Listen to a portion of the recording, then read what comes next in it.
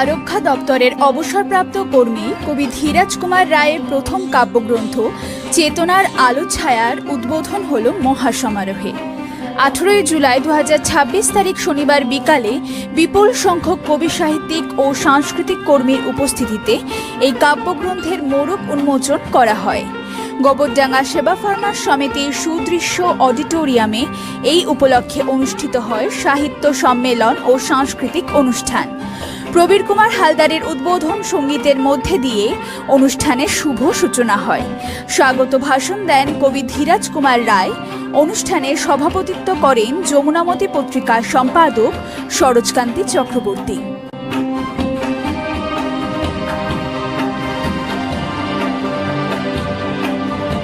কবি ধীরাজ কুমার রায়ের প্রথম কাব্যগ্রন্থ চেতনার আলো ছায়া প্রকাশিত হল সাড়ম্বরে।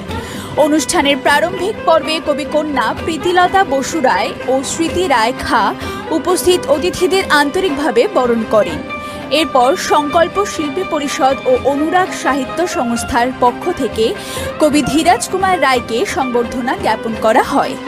পরবর্তীতে কাব্যগ্রন্থ সহ কবি ধীরাজ কুমার রায়কে নিয়ে আলোকপাত করেন গোবরডাঙ্গা সেবা ফার্মার্স সমিতির সম্পাদক গোবিন্দলাল মজুমদার, গোবরডাঙ্গা গবেষণা পরিষদের কর্ণধার দীপক কুমার দা, কথা সাহিত্যিক ঋতুপর্ণ বিশ্বাস, কবি গৌরাঙ্গ দাস, প্রথিতযশা বিজ্ঞান লেখক ডক্টর সুনীল বিশ্বাস, শিক্ষা দপ্তরের আধিকারিক শুভঙ্কর বসু, কবিপত্নী অলকা রায় প্রমুখ।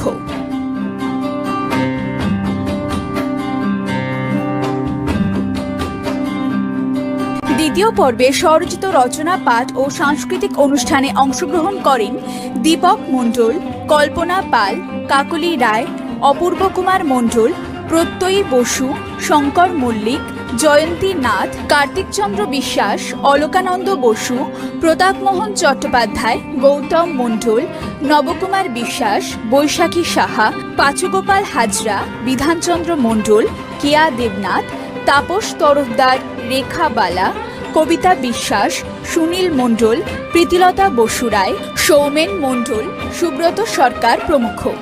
সবশেষে ধন্যবাদসূচক বক্তব্য রাখেন অনুষ্ঠানের সভাপতি সরোজকান্তি চক্রবর্তী।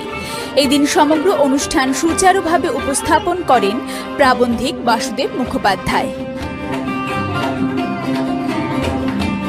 সুদিন গোলদারের রিপোর্ট, নিউজ প্রতিধ্বনি, উত্তর 24 পরগনা।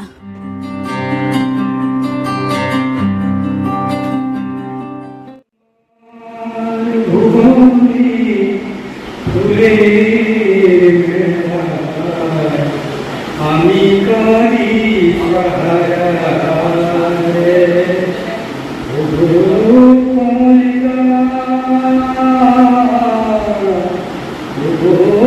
কমলিকা বুঝিলে না আমি কত অসহায় তোমার ভুবনে ফুলের মেলায় আমি কারি